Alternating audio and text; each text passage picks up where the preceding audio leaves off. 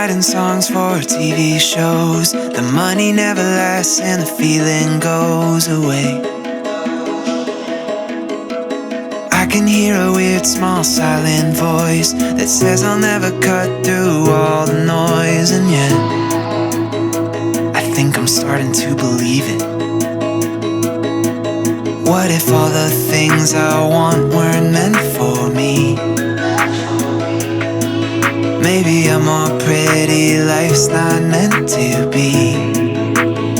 What if I never make it? What if I never make a name for myself? Was it ever even worth trying? Is there somewhere even worth finding? What if I never make it?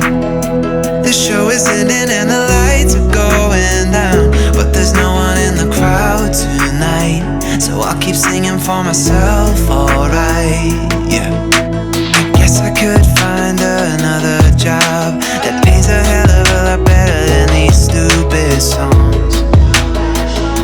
Yeah, sometimes I hate them. Maybe I would fit in with my friends. We could talk about our stocks and dividends, yeah,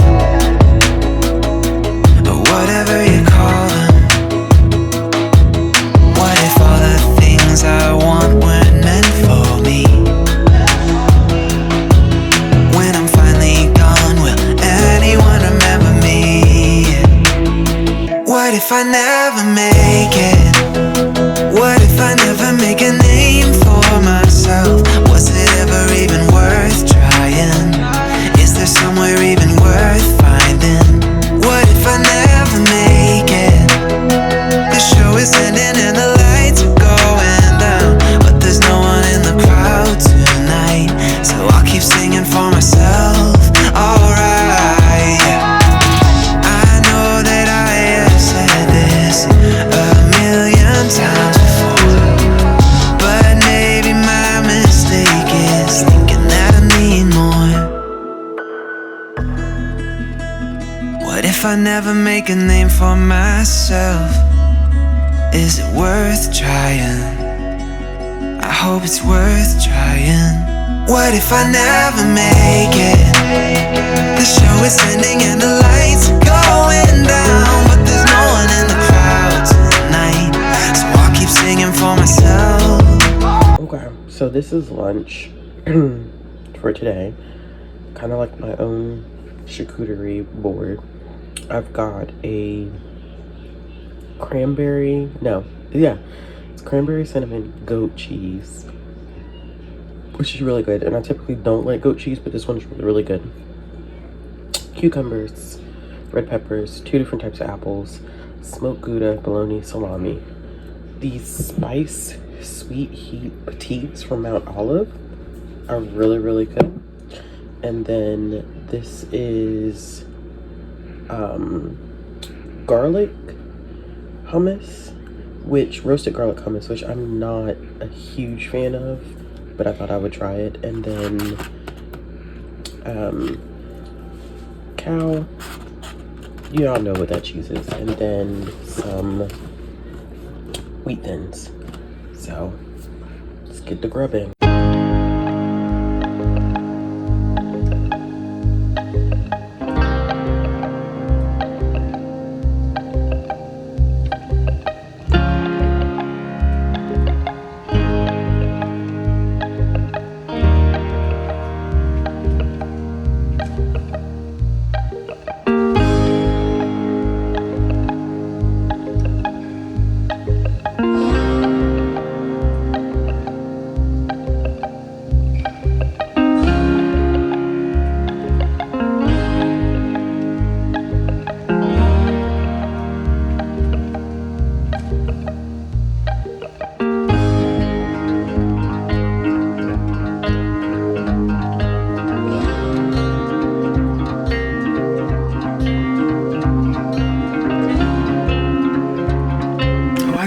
Just didn't even put that one up there.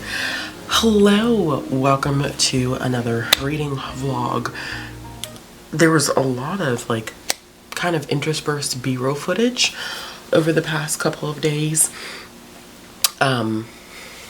Me reading It's a lot of B-roll footage from today. Today is Sunday, and I started this vlog on Saturday. Should have started on Thursday, Friday, but it's been busy. Work has been busy. I've been so exhausted, and I'm happy because I have all of this upcoming week off, so I don't have to worry about work because it is Thanksgiving here in the States. It's a little different for me this year due to some circumstances and some changes, but we're okay. We're doing good. We're doing fine. I wanted to go ahead and formally open up this vlog since I have so much B-roll footage of me like talking about lunch, me and baby girl doing puzzles, me reading.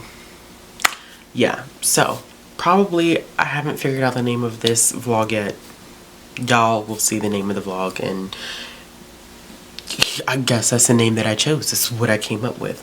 But I am, one, trying to show you what a reading week in my life is like. Although this is going to be kind of weird because I chose a week to do this when A, I'm not working, B, I have my kid with me. I mean, I have her with me all the time, but sometimes I take time off and she's at school. She's out of school and it's, you know, holiday time. So you would think I would get a lot of reading accomplished, but the caveat here is that, you know, it's me and my kid. So that means that during the day, it's not like I'm going to be sitting around reading a lot. Like, we have things that we need to get done. Like tomorrow I have to get my oil changed to my car, which, fingers crossed, y'all, I pray to God that's the only thing that I got to get done to that car.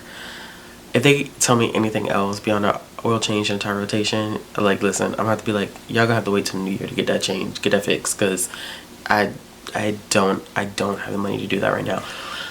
But that we probably will go to the library just so she can kind of get out of the house, and then we are traveling on Thursday and coming back on Friday, and then we have the weekend. So a little bit of things going on here, but I wanted to show you what it's like typically in a week of my life in reading and how I end up reading so much. My goal for this year was 1,000 books. I am at 880. Let's look this up, because if we don't look this up, it's going to be me getting it completely and totally wrong. You know, do I ever come prepared when I sit down and vlog? Do I ever come prepared? No. Okay, so I'm currently at 883 books. Goodreads is telling me I'm 15 books behind schedule. It's a crock of shit. I'm not really 15 books behind schedule. I probably am a little bit behind schedule, but it's not a problem. I promise you I will make that up.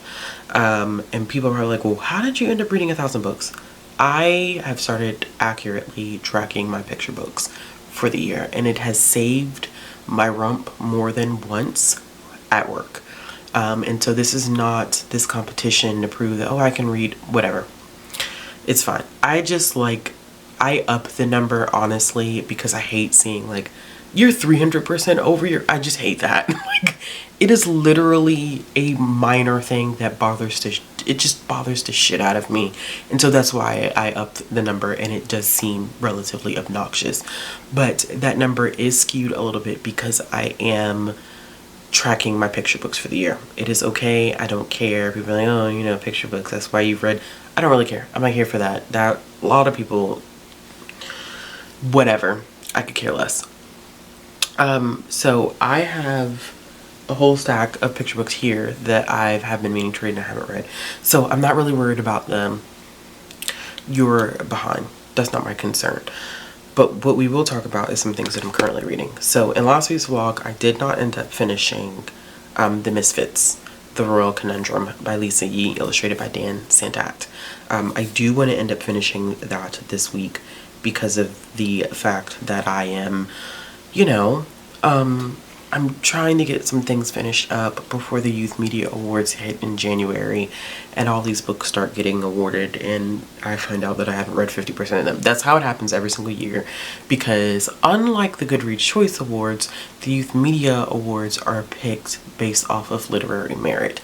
And so predicting those is a little bit more difficult because you don't necessarily know what they're looking at, like what the judging criteria is, because it's a closed door type of situation, unlike Goodreads where we know that it's a popularity contest. So these awards are a little bit more difficult to try to predict. Now, will I put my ideas into a hat for some contenders for this year's awards? Absolutely, but that will be a video for the end of the year. But I did want to finish up A Royal Conundrum. I'm about 61% into that. I think I have like a little over 100 pages left. Shouldn't be too bad. I did end up finishing Death at Morning House by Maureen Johnson on Friday. So I was playing with that. I don't know why my fridge or my freezer or whatever is making that noise, like that knocking noise. It's frustrating. Anyway, I did that one in between Thursday and Friday. I'm not going to talk about that here because I am reading books for the Goodreads Choice Awards, and Death at a Morning House was nominated for the Young Adult Fiction category, so I will be talking about that in that vlog. I also ended up starting The Shadows Between Us, which the second book in that series, which is called dun, dun, dun, dun, dun, dun, dun, dun, The Darkness Within Us. That one was nominated as the Goodreads Choice Award for Young Adult Fantasy. Yeah, it was a Young Adult Fantasy option. So I had not read the first one, so I'm listening to the first one now. The fantasy is the one that's like really kicking my rear end because I have to read multiple books to get to the nomination, and it's irritating, which is why Young Adult Fiction is usually pretty easy because those are typically standalones. Fantasy, they're usually not standalones, and so I have a lot of stuff to read for that, but I will not be talking about that one in this one because that will also be a part of that vlog. I literally just ended up finishing, I probably have some B-roll footage of it, I just ended up finishing Mismatch, a modern graphic retelling of Emma. Who did this? Little Brown Ink did this. So I think I've had this discussion before on this channel where everybody and their mother is now coming up with these imprints for graphic novels for young adults and middle grade readers and like younger readers who are like in the chapter book phase. Very interesting. And I love that graphic novels are getting the validation that they've always deserved, but that does not always mean that we're getting quality content. And I'm not saying that this was bad. I think that it was solid. It was 3 stars. I think the storytelling was a little rough, in the sense that we have a main character, like this is a retelling of Emma, and I have not read Emma by Jane Austen, but we're following a main character who is a social media star. His name is Evan. He does these like look of the day, he's really good with makeup, runs his high school's GSA, he's a senior in high school, and he, you know, meets a new student that comes in and he tries to match her with other people, and all of these weird things start happening. I think how we got from Evan, like point A, to his love interest was very like, I want to say jagged is the only word that's coming to my head right now. It was not done in a very cohesive, like well thought out way. I saw it coming because it was the only possibility I think that was on page in terms of love interest. Not saying that there weren't other people who were talked about, but just, you know, kind of being able to decipher some of the undertones of the text. I could tell that this was the person that he was going to end up with, but how they got there was very abrupt. It didn't feel like it was a smooth transition from where Evan was to where Evan ended up. I don't feel like the behavior of another character, of a secondary character, was adequately addressed. And actually it was 2 secondary characters where I don't believe that their behavior was adequately addressed. I love the queer representation in this. I love that it's just kind of normalized, which is always great. Like, we don't have these stories that necessarily have to deal with coming out and the the things that come with that. And I don't mean that those stories shouldn't exist, but it's nice to have those stories where a character's already secure in their identity and they don't have to make that journey, to balance out the stories where a character does have to make that journey. It's all about finding balance. It's not that one story is more important than the other, but I think the representation of both in publishing is what's most important. It's the trauma versus joy thing that I kind of like harp on a lot. So I did end up finishing that one. I'm gonna go with 3 stars. I haven't even written my review yet, but I'm gonna go with 3 stars on that one. I also just started another graphic novel. I'm in a graphic novel mood. You know, I was going through an ebook, physical, audiobook mood, prose mood. Now I'm in I'm ready to get my graphic novel back. Don't ask me where this spark came from, why I'm in this place. I just think that that's what I'm craving right now. So I checked out Knots by Colleen Frax. I'm not familiar with Colleen. I'm double checking just to make sure that I haven't read any other books by them, and I have not. Okay, so I'm reading Knots right now. It is a middle grade graphic novel. It's about a young girl who is starting middle school, and she is living in Washington, and she is struggling with her family dynamics with her parents work in the corrections facility, and her mother is really strict. I'm not sure when this takes place. There's almost an 80s, 90s vibe to it, but I could just be pushing that into the text myself. But her mother's super strict, and it starts off with her being like, I want to do something different with my hair. And her mom's like, well, I want to cut your hair because, when your hair grows too long, it's too thick, it's too unruly. And she's like, well, can I just dye it? And she goes to the store. She decides she wants to bleach her hair and go blonde. Doesn't turn out right since she dyes it blue. And I was pissed about how they treated their new teacher, who is an indigenous woman. And they don't say anything egregious, but they're not really nice to her, which, middle school kids. So I'm interested to see how that's going to come full circle, and nothing pertaining to her being indigenous. They don't like the fact that she wanted to do something like circle time for everybody to get to know each other. They feel like, she's treating us like we're babies or whatever, and so it got a little disrespectful. So I'm interested to see how that's going to come full circle, but I do like that there is indigenous representation in the book itself through the teacher and 2 of the students. So I'm not a huge fan of the art.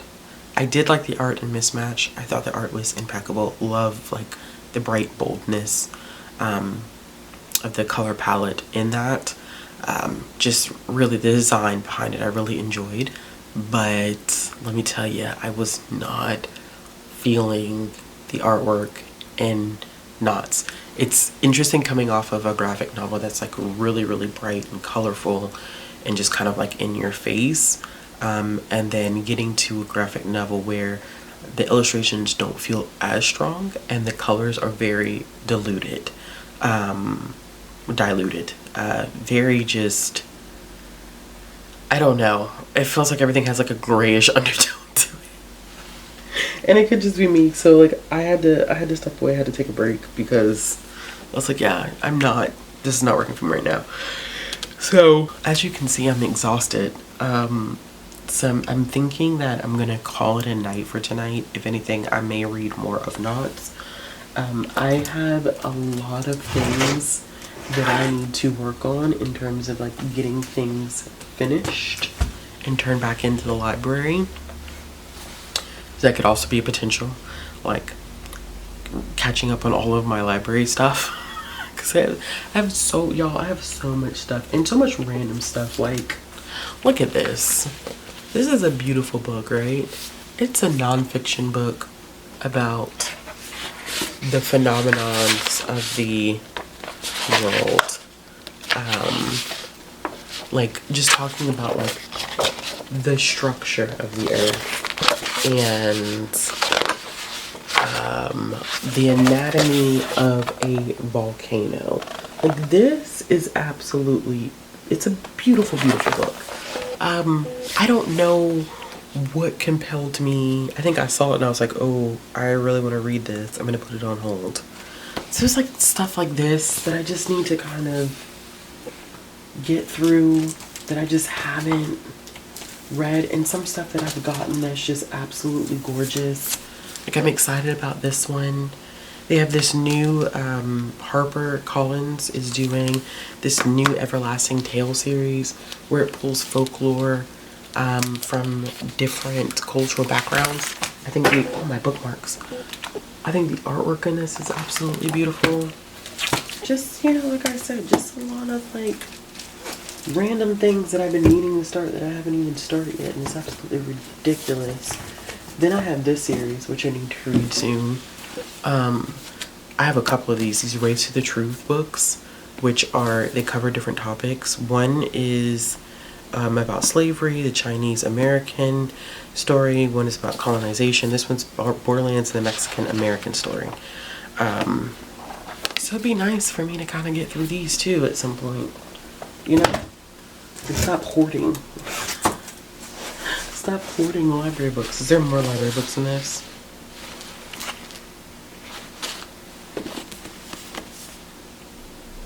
I forgot I had those checked out. I have a problem. Oh, then I have so many of these that I want to read. The She Persisted series. And these are quick reads. Maybe I should just, I don't know, maybe do a vlog about reading children and middle grade nonfiction. We'll see. Alright, that's it. I don't want this to be excessive because now I'm rambling. But I think I'm going to get some coffee ice cream and call it a night, babes. Because your girl is tired. Okay, bye. Bye.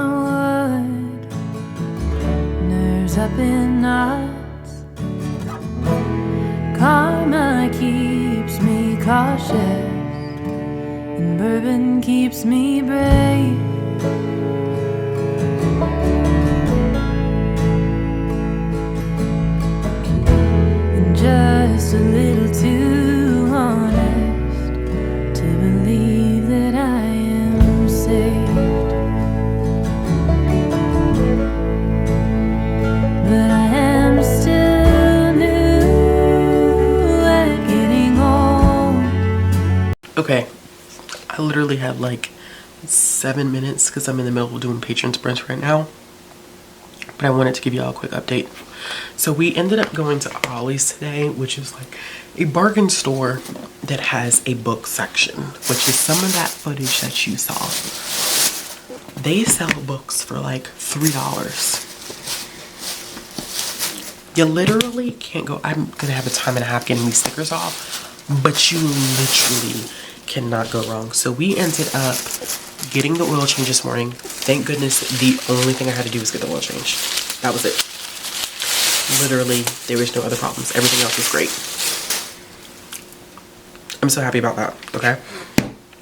So, got the oil change. We ended up going to Ollie's, ended up going to get some Mediterranean food, and went and got duck donuts, which was really good as well. When I went to Ollie's, I was like, how can I walk out of here and not pick up some stuff? Ollie's is a dangerous place for me to be. Yeah, I'm gonna need to use a hairdryer to get these off, these stickers, because these stickers are hellacious. Yeah, I'm gonna need a hairdryer to get it off. Okay, but yeah, Ollie's takes like overstock, backstock, or like things that like Amazon couldn't sell and stuff like that until they sell them. So they also have books that people couldn't get rid of that were back stock. Target is one of the places too. So I ended up getting 3 graphic novels and 2 young adult books. The highest I paid for any of these was $3.99. Okay, so I got the Getaway by Lamar Giles. I own some of his stuff already. This is a horror, and I believe this was a UK copy. So I don't know how we got UK copies here, but this is the UK edition paperback, and it was $1.99. Okay, who's going with it? I got a copy of A Psalm of Storms and Silence. This is a signed first edition, mind you. Signed first edition. I mean, no damage. Like this is, it's just insane. It's like no damage whatsoever, y'all. No damage. It was $2.99. Okay, $2.99. Like, you can't go wrong. And the 3 graphic novels I got were The Book of Clash by Jin Luen Yang, who I absolutely love. So this is volume 1, $18. I got it for $3.99, and I've been meaning to read this one.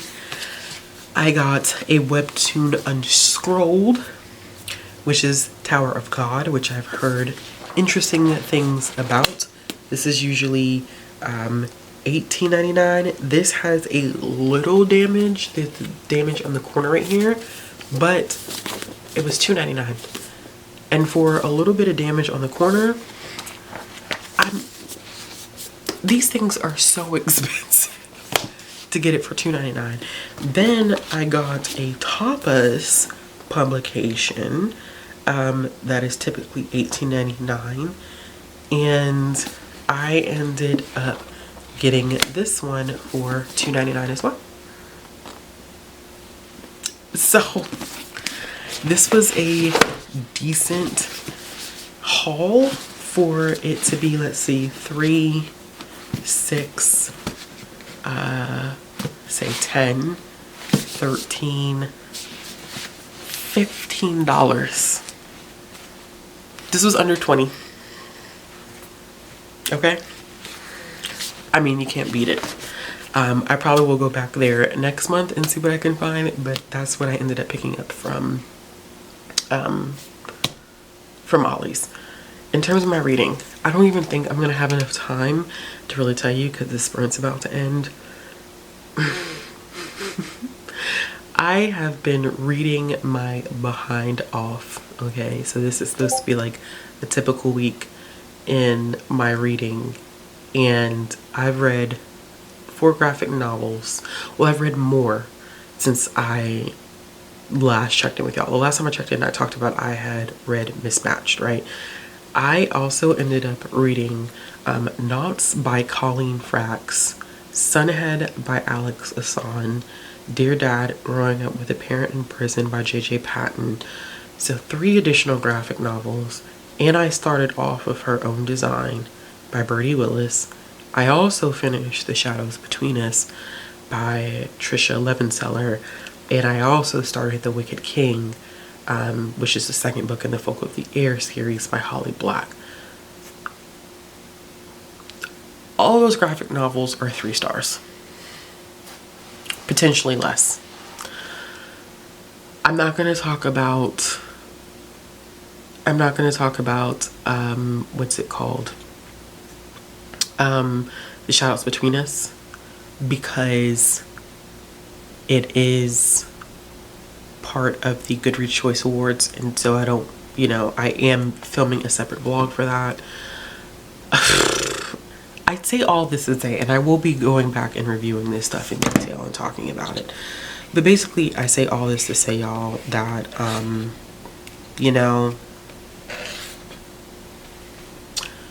I'm not having a good reading. I'm having a good reading week in terms of like things that I'm enjoying.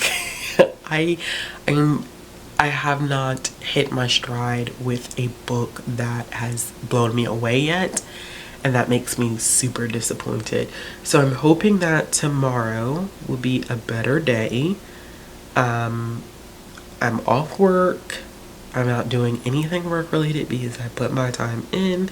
I was gonna do ordering, but I'm like, no, I'm not doing it. I'm not doing it. I may do the Libby stuff, but in terms of other, I'm not doing it. I refuse.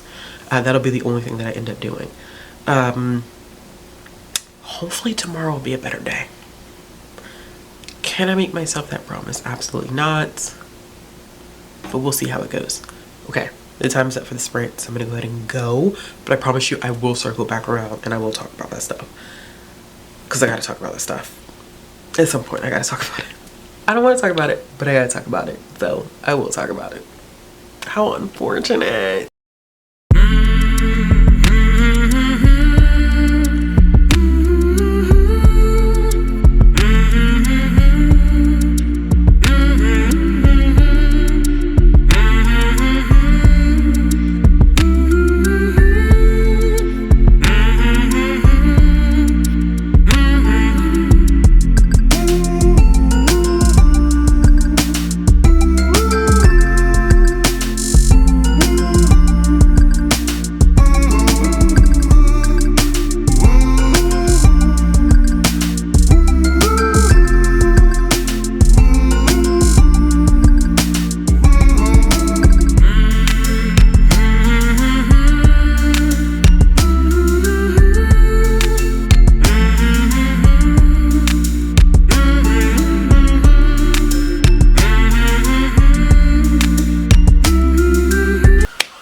Hello friends, I got my hair. What is going on here? Okay, there we go. Okay, so here's the thing. I was going to post this vlog tomorrow, but tomorrow is unfortunately Thanksgiving, which I don't celebrate. Well, I don't actively attempt to make a big deal out of Thanksgiving is the best way for me to say that. And so with us, we actually are traveling to a family friend to hang out with them and eat and stuff. So we'll be with them tomorrow, and honestly, with people being with their families and stuff and friends, and I just am gonna hold off on posting this vlog until Saturday because we won't be getting back until Friday afternoon, Friday evening. And so because we won't be getting back until Friday evening, I'm gonna hold off on actually like posting and doing all this stuff until Saturday, which is great. I just wanted to give y'all a quick update. One, we went to the library and did a huge haul. I'm gonna have to figure out when I'm going to read this stuff because I was exhausted last night and I'm exhausted tonight, and my intentions were to read a whole bunch of them, but I also have book club tonight, so that's probably not gonna happen. I'm thinking maybe Friday night I can get a good chunk read. I'm hoping maybe Friday night I can get a good chunk read. These are predominantly picture books. It's probably about a good like 40 or 50 of them. I'm behind on where I was in terms of like reading my picture books, and so I went and brought a whole bunch home yesterday. I may show y'all what I picked up. I'm not sure how I'm gonna do that or if I'm gonna do that. If I do that, I probably will wait until later on, after we do this live show. But then I have a FaceTime thing, FaceTime date at 10. So I don't know. Like, I don't know. I may or may not show you everything that I hauled. We'll see if that ends up happening. But I did want to check in because I want to let you guys know what I have been reading. It's been a lot. It's been so much. And I'm just exhausted. I think I am hitting a kind of like a lull in terms of like mentally.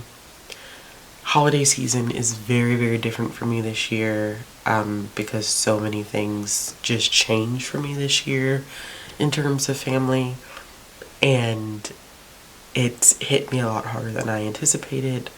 Great found family, great friends, like we have a great support system, but it's tough. It's tough to be in the midst of grief, I think, and you know, trying to celebrate the holidays and trying to keep good spirits because you have a kid who's also asking like a million questions about things, and you know, trying to be honest but also appropriate in a way that is good for her. So it's a lot, and mentally I'm struggling a little bit, but we will make it through.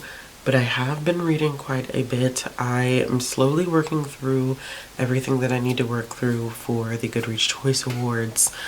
I ended up doing a live show with Bethany and Izzy, and Brie had hopped on at one point to talk about the finalists. I know that I am not going to be in a position to finish everything by the 6th because it's just so much content, and so once again I'm kind of taking my time, and the goal is to have this posted before the end of the year. So I'm giving myself enough time in order to kind of get a feel of like what people are liking, current trends, all that jazz. And so as a result of all of that, my TBR got even longer last night because I found out that Salah Tahir's new book takes place in the same world as An Ember in the Ash.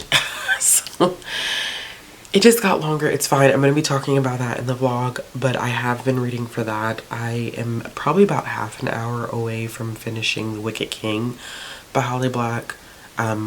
As with my other selections, I'm not going to go into detail about that. I'm going to keep that specifically for the vlog, but I just wanted to give y'all a heads up of what I had been reading.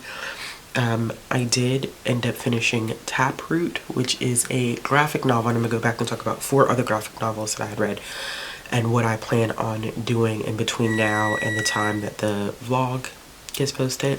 You just heard my oven go off. So here's a side note. I was supposed to bake an apple pie. Life got lifing, and so I picked up one that is already pre-made. And we're gonna go with it that way because, honey, like, I'm gonna bring something. I'm bringing it with lots of love, okay? And it was on sale, and so here we are. But I ended up reading Taproot, which was one of our book club selections for November for our comics book club. And I thought it was okay. Like, this month's selections between October and November, because October was manga and Taproot was for the month of November, like, not great. Not great. I DNF'd Confessions of a Shy Baker. I DNF'd Mob Psycho 100 because I hated the artwork and it was too difficult to read. Taproot was mid. The only thing that I was like, I loved was Attack on Titan, and I had already read Attack on Titan before. So I did end up reading Taproot. It is about a gardener who is a necromancer and doesn't know that they're a necromancer, but is a gardener and can talk to the dead and has always had this ability to talk to the dead. I just thought that the storytelling was not like fleshed out. There was just some gaps in the storytelling that I didn't anticipate. It was just really weird. It was just weird. It was just not what I was thinking the story was going to be. The artwork was fantastic. I love that it was queer, coming from a queer creator, but it just wasn't what I thought it was going to be. Attack on Titan was... I read Attack on Titan a few years ago. I started the series. I've been meaning to continue the series. I watched a little bit of the anime. And I was not anticipating it being as dark as it was. Like, it was dark. Like, the last few pages of it, I was like, holy shit. Like, this is très dark. Not what your girl was thinking it was going to be in terms of Attack on Titan, but I did go ahead and pick up volume 2. My partner and I were talking about the fact that we are probably going to, that's next on our watch list, is to watch anime. So 4 stars. Definitely excited about getting to volume 2, which I'm about maybe 30 or 40% into volume 2 right now. But the other things that I ended up reading, I think I talked about Mismatched, a modern graphic retelling of Emma, and kind of like my issues with that. So I'm going to leave that there. I ended up reading 3 other graphic novels that I didn't really get to talk to you about because we were in the midst of patron sprints. And so I kind of had to I just wanted to do a quick check-in. So I have been having like horrible luck in the graphic novel department this week.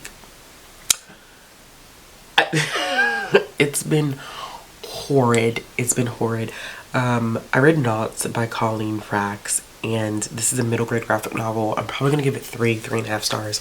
Haven't written my review of it yet, but it is about a young girl who is living in Washington, and they had moved there because her parents work for the prison system, and they constantly had to move for job opportunities, and so they both work a lot. Her mother has some anger issues, which do get explained later on, but of course from the cover you can see like it's slightly about this like experimentation with her hair, where she wants to dye her hair blonde like her friend, and her mom is like, well, I can't afford to take you to the salon. If you want to do it, you're gonna have to go get something from the store and do it yourself. And she does, and it goes left. And this one, it was a lot. It was a lot, because at one point the parents like have to split because the dad gets a promotion as a captain and the mom has to leave because of the fear of it looking like nepotism. And so she leaves and she takes the youngest kid, and our main character stays with her dad, and then her dad ends up working a lot, and so she spends a lot of time at home by herself. He doesn't notice that like her hair is going to shit, like the house is not clean. He doesn't know what she's eating. It's a lot of like neglect going on, and so it was a very complicated read because it was hard to root for the parents, like being a parent and like also knowing what it's like to have to work a lot, wanting to do some things to give your kid better opportunities. The neglect is kind of like is wild in this. And there was a scene with a classmate that's experienced neglect. I don't know. It was a time. I don't know how to really feel about it. I'm not feeling super strong about it, so I know that my rating's probably going to be about mid. But yeah, I just thought maybe it was going to be about a kid who wanted to experiment with their hair, but it really tackled some like seriously intense things. I also ended up reading Sunhead by Alex Asan. This is interesting. So as you all know, like with young adult graphic novels, a lot of publishers have been doing like these imprints. The big 5 have imprints within their imprints that specialize in graphic novels for a wide range of audience. And there were a lot of young adult graphic novels that came out this year, and I'm slowly trying to play catch up because I didn't read as many this year as I was hoping to read. And Sunhead was one of those that was on the list for me to pick up. This one is sapphic. It takes place in Israel, and there is this huge debate kind of going on about this one. The creator is Israeli, is pro-Palestine, and I think that the issue is not with the story. I think that not with the creator, because the creator has outwardly spoken up about the genocide and things that have been going on, and their discomfort of it and how they don't agree with what's going on. I think that some people have felt some type of way that it is 2 teens in Israel just kind of going about their day, but it's kind of hard to say that I think they wanted, let's put it this way. I think some people wanted the work to be more political than what it was. It is very kind of just middle of the road, 2 teens reading a story that seems like it's based on Twilight. It's, you know, our main character is obsessed with this story about a vampire that falls in love with a girl. It very much so. I mean, you can either get Twilight out of it or you can get Vampire Diaries. I can see it kind of going either way. And the two of them kind of connect over their love of the story and trying to figure out their feelings for each other. And that's basically like the basis for it. There really is not a lot of substance. And I think because this book came out in 2024, although this has been a work that's been going on in terms of trying to get it published for I think about 4 or 5 years now, the timing of its release does make things a little bit more difficult for readers in terms of like saying like, how can we just have this thing that conceptually is just very blasé when there's a genocide going on like right next door. And so I think that taking into consideration like how long this book has been in the works, the author's standpoint, I do think that universally queer people do need to be able to see themselves in stories. So people may disagree with me on that. And for me, it wasn't so much about wanting the book to be more political because I know where the author stands. And this is literally just a coming of age story about 2 teenage girls figuring out that they have romantic feelings for each other. It wasn't supposed to be anything beyond that, and I can respect that. I just thought that the storytelling wasn't that strong. And of course, I have some problems with it kind of leaning towards Twilight, so that was kind of like a weird thing for me. But at the same time, being a teenager that read Twilight, it's kind of like, you know, it's just one of those things where I think this is the work that would need a little bit more of a nuanced conversation instead of just a reaction to it.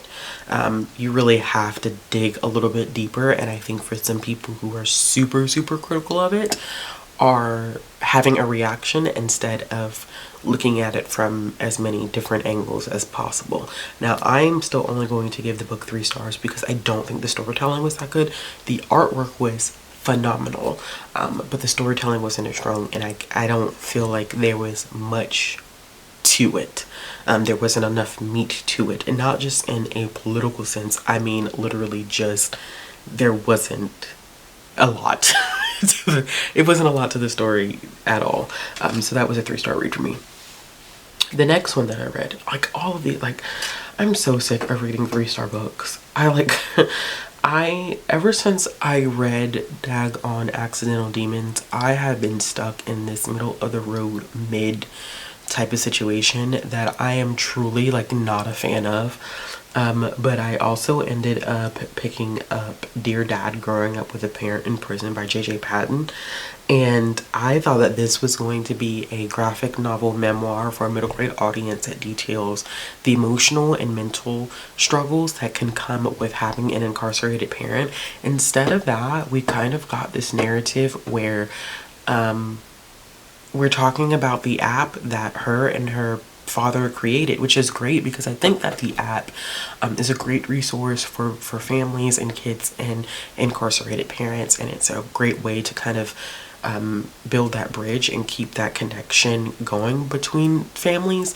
But at the same time, if I was to pick this up and I wanted to give it to a kid that has an incarcerated parent, I don't think that this would be the thing that I would go for, because I don't feel like it really hones in on just the day-to-day life experience. Like, it does that a little bit, but the majority of the book itself is so hyper fixated on the app that I was kind of like, I think we could have given more about the experience. I will also say that there's a point at which it is identified that JJ's father was incarcerated when she was fairly young, right? Probably about 3-4 years old.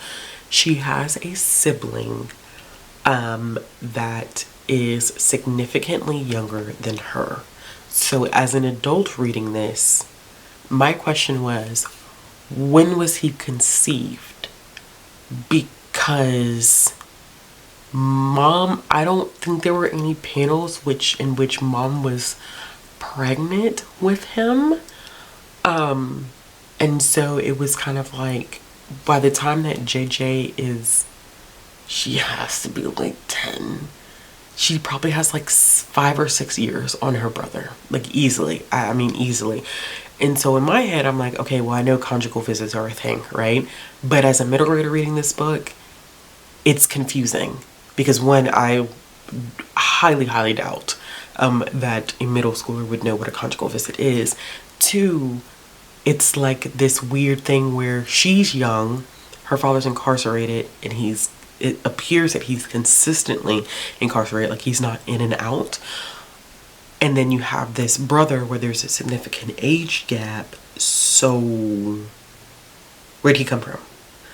And I'm not sure that a middle grader would pick up on that, but it was something that like really stood out to me, that just read as weird for a middle grade book. And then like when the dad comes back home, he's like, well, I want us all to pick up and move to Florida.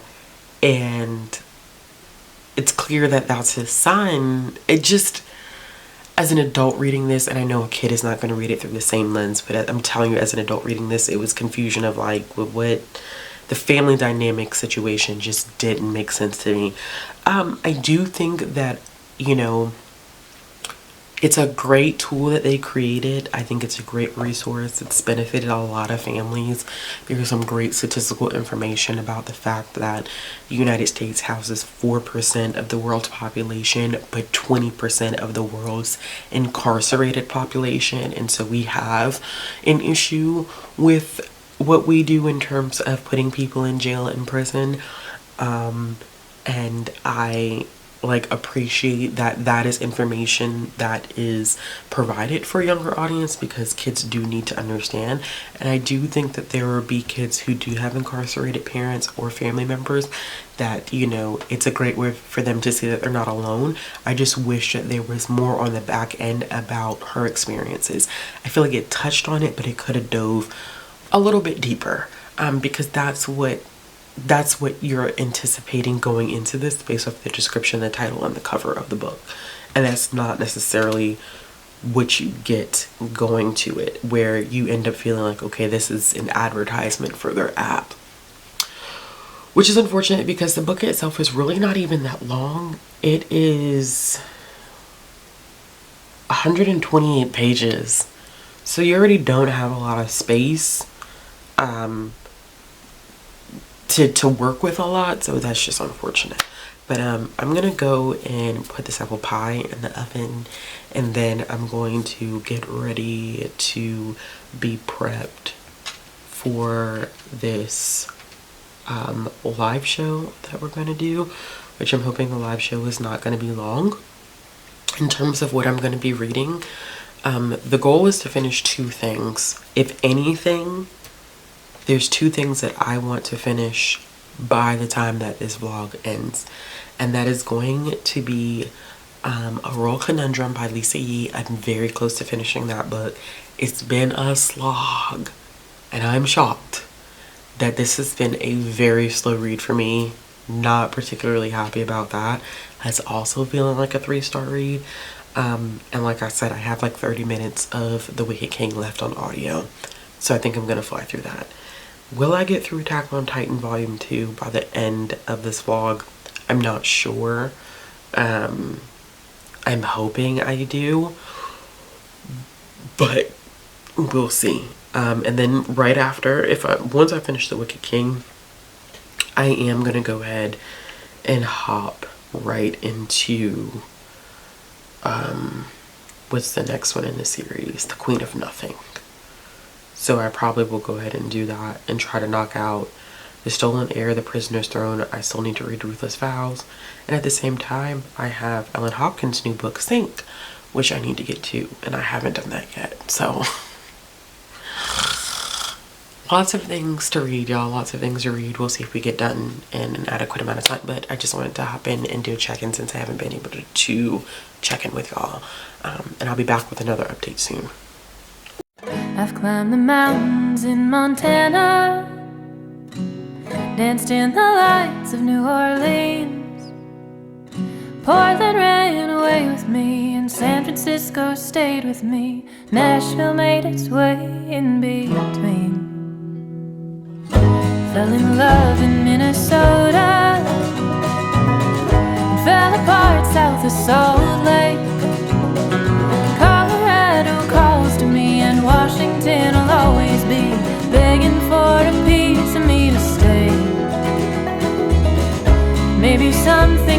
change, but I wanna know how it feels to hang pictures on a wall, sleep in the same bed at night.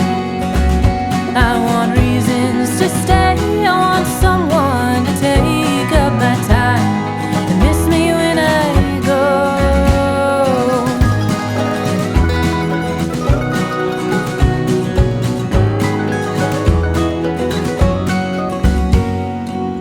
I've swam the beaches on the west coast, climbed the trees of Caroline. I felt the city streets of Boston underneath my feet, heard the sound of subways down the line, walked the lakesides of Wisconsin, and bathed in springs of Idaho. I could use a day or two, or even just an afternoon, getting myself lost in Chicago. Maybe I'm homesick for it all, 'cause I wanna know how it feels to hang pictures on a wall, sleep in the same bed at night. I want reasons to stay, I want someone to take up my time and miss me when I go. I wanna home.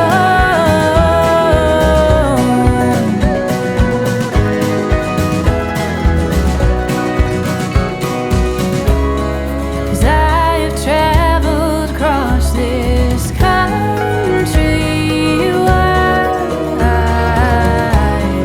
and I feel there must be something more to find.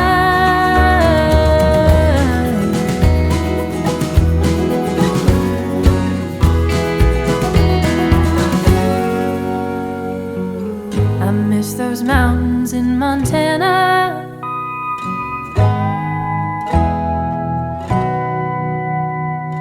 I've wandered long enough to know how good a good thing was. I feel it more the further that I get.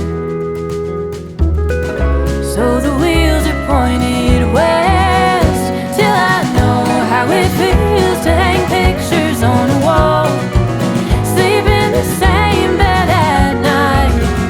I want reasons to stay, I want someone to. Hello friends, so I'm here to wrap up this vlog.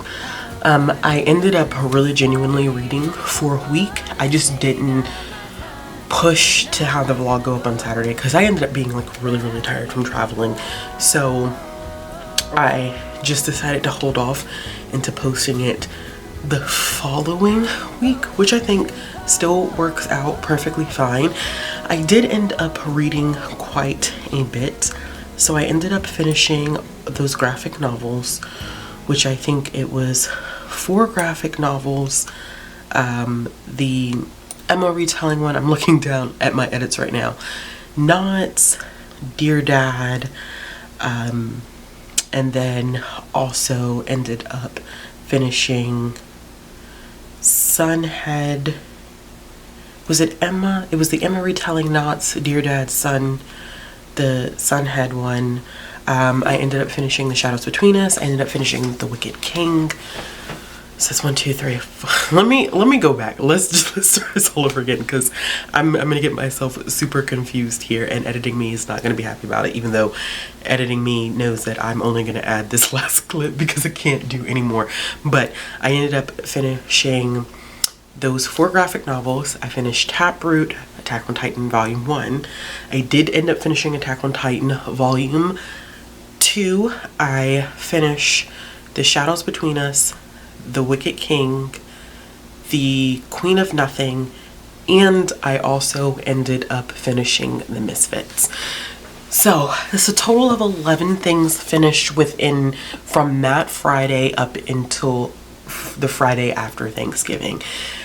That's typically what an average week looks like for me, y'all, and that's not including the picture books. And you do have to take some things into consideration. I've done this video in the past on my old channel. I think I may have talked about that at some point in this vlog. If I have, I'm sorry to be repetitive, but I have a job that is conducive to me listening to audio while I'm on the clock, right?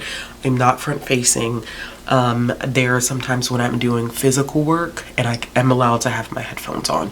And so that does kind of give me that advantage, and I do recognize that. I also recognize the fact that I do listen to audiobooks, and some people just can't do it. It's just not their thing and they have to read physically.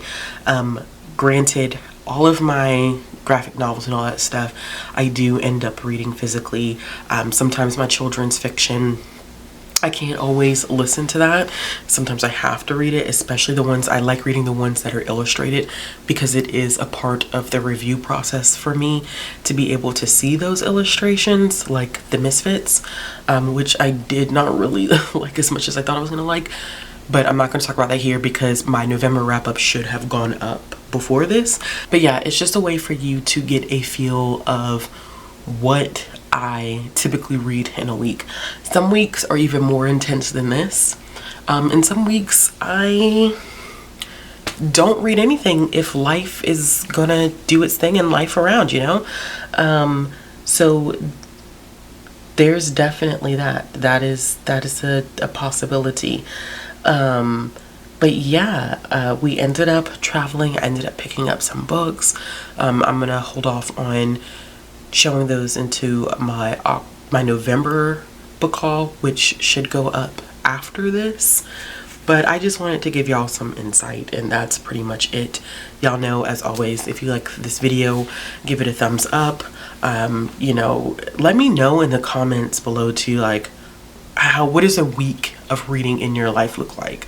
Because I'm always interested in how people prioritize reading, or how do you fit it into your week, or maybe your life is busy so much at this point that you can't prioritize it as much as you want to. Just let me know that in the comments down below. Subscribe if you want to see more content. Hit the bell for notifications. If you're interested in supporting the channel, if you're interested in following me on social media, all those links are going to be down in the description box below. And I'm going to be back with another video soon, y'all. Bye!